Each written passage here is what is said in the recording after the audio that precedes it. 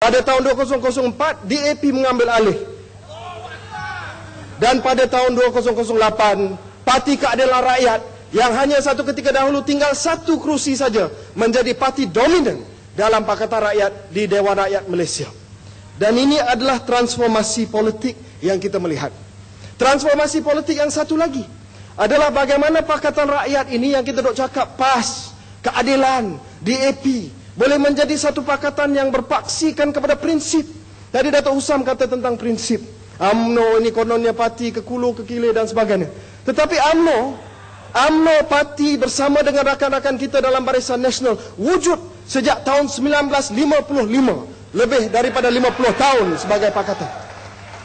Hari ini Pakatan Rakyat saya tak tahu berapa lama nak wujud sebagai Pakatan Rakyat. Sedangkan sudah menjadi terlalu overconfident, terlalu takbur. Satu ketika dahulu pemimpin utama Pakatan Rakyat iaitu Yang Berhormat Datuk Seri Anwar Ibrahim mengatakan pada 16 hari bulan 9 beliau akan masuk ke dalam Putrajaya untuk menjadi Perdana Menteri Malaysia. Hari ini 20 hari bulan 12. Saya masih lagi menunggu. Jadi jangan kita takbur. Jangan kita overconfident. Jangan kita mengatakan bahawa ini tsunami politik yang melanda Malaysia akan membawa perubahan yang besar kepada pola politik tanah air kita. Kita harus melihat apa yang menjadi realiti dan apa yang menjadi khayalan kita ataupun khayalan parti-parti politik masing-masing. Saya nak ceritakan di sini tuan-tuan. Pakatan Rakyat ini masih lagi tidak diuji. Masih lagi tidak ditested. Kalau dilihat percanggahan saja. Percanggahan ideologi. Bukannya percanggahan ideologi yang sedikit. Tetapi percanggahan ideologi yang cukup besar. Dalam soal pokok. Soal kontrak sosial.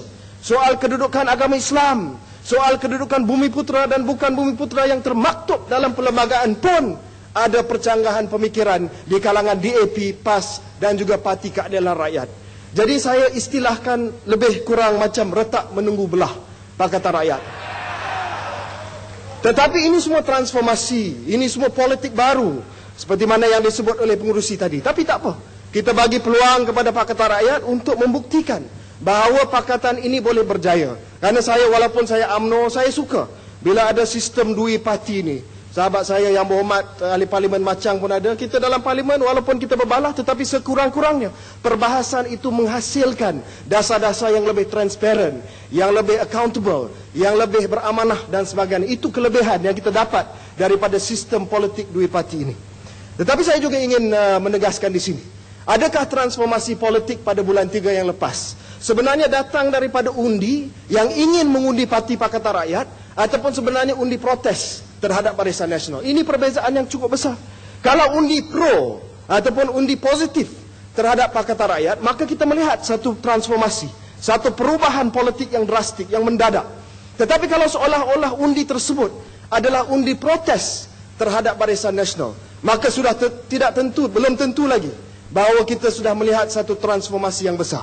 Mungkin ia sekadar satu ingatan kepada Barisan Nasional bahawa kita belum lagi menunaikan janji tahun 2004 bila kita berjaya menang majoriti yang paling besar dalam sejarah pilihan raya Malaysia. Jadi kita tanya soalan. Mungkin di Kelantan lain. Di Kelantan saya rasa kerana Yang Amat Berhormat Tok Guru Nik Aziz pun begitu popular. Undi untuk PAS di sini adalah undi yang positif. Tetapi di tempat lain, di kawasan-kawasan lain mungkin boleh tepul. Okay. Di kawasan lain, di negeri-negeri lain barangkali undi itu adalah undi protes terhadap Barisan Nasional. Jadi bila kita cakap tentang undi protes ini, kita tak boleh buat kesimpulan bahawa tsunami ini adalah satu transformasi yang besar kerana rakyat masih lagi buat keputusan sama ada nak meninggalkan Barisan Nasional ataupun cuma bagi ingatan dan ajaran kali ini. Tahun 2013 insya-Allah Barisan Nasional akan kembali dengan majoriti 2/3 dalam Parlimen Malaysia. Tetapi ini semua bersandarkan kepada perubahan yang bakal dibawa oleh Barisan Nasional. Saya cakap tentang janji-janji reformasi yang dibawa oleh Yang Amat Berhormat Datuk Seri Abdullah Haji Mat Badawi pada tahun 2004. Dan barangkali ada setengah pihak yang mengatakan bahawa transformasi dan reformasi ini tak cukup ataupun tak cepat dilaksanakan dan ditunaikan janji-janji tersebut. Sebab itu baru-baru ini kita melihat bahawa reformasi ini sudah mula muncul kembali. Minggu lepas di Parlimen kita telah melulus 2 undang-undang yang cukup hebat, yang cukup saya rasa bawa perubahan yang begitu besar dalam kancah politik tanah air. Yang pertamanya adalah penubuhan Suruhanjaya Anti Rasuah Malaysia. Buat kali pertama kita memberi kuasa yang cukup besar kepada Suruhanjaya Rasuah untuk menggantikan Badan Pencegah Rasuah. Segala penyelewengan, segala ketirisan yang dituduh oleh sahabat saya Datuk Husam tadi akan ditangani oleh Suruhanjaya ini, yang menjadi reformasi yang dibawa oleh UMNO dan juga Barisan Nasional.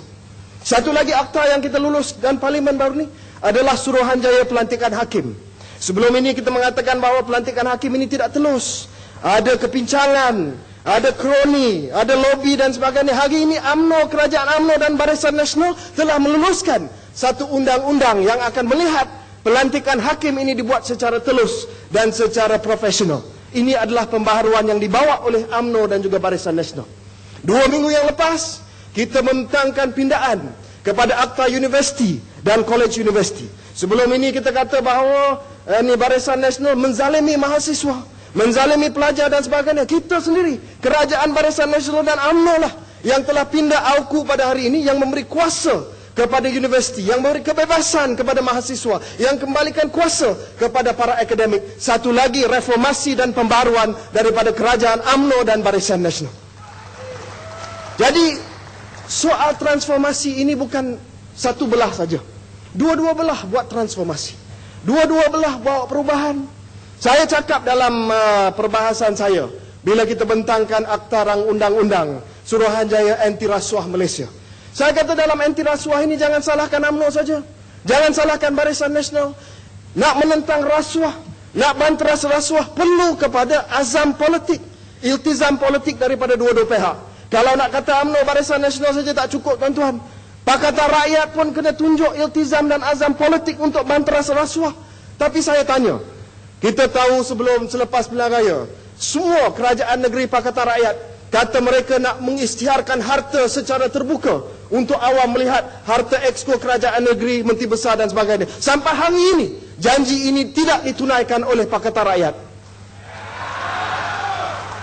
Dulu, masa, terima kasih, 2 minit, tengah syok ni, 2 minit.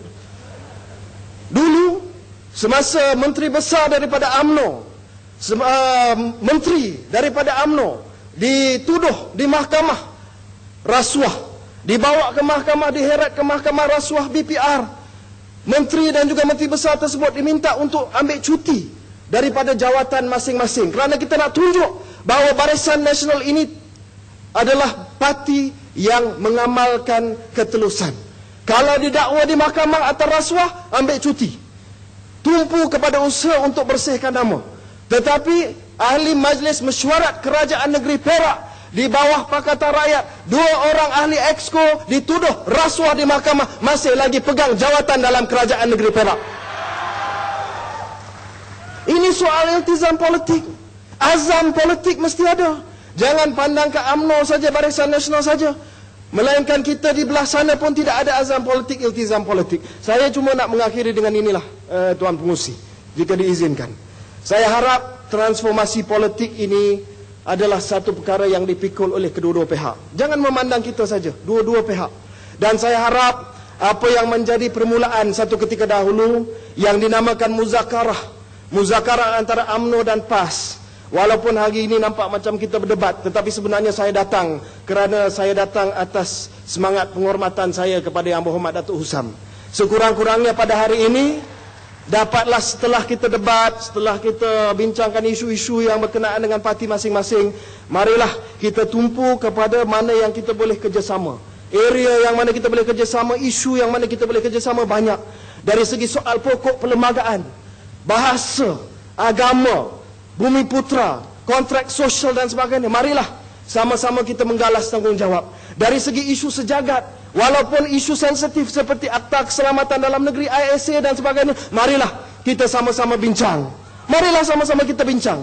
Saya nak kembalikan semangat muzakarah ini. Kalau muzakarah dulu antara Presiden UMNO dengan Presiden PAS, marilah pada hari ini atas semangat persaudaraan dalam Islam, kita memulakan proses untuk mewujud kerjasama ini antara PAS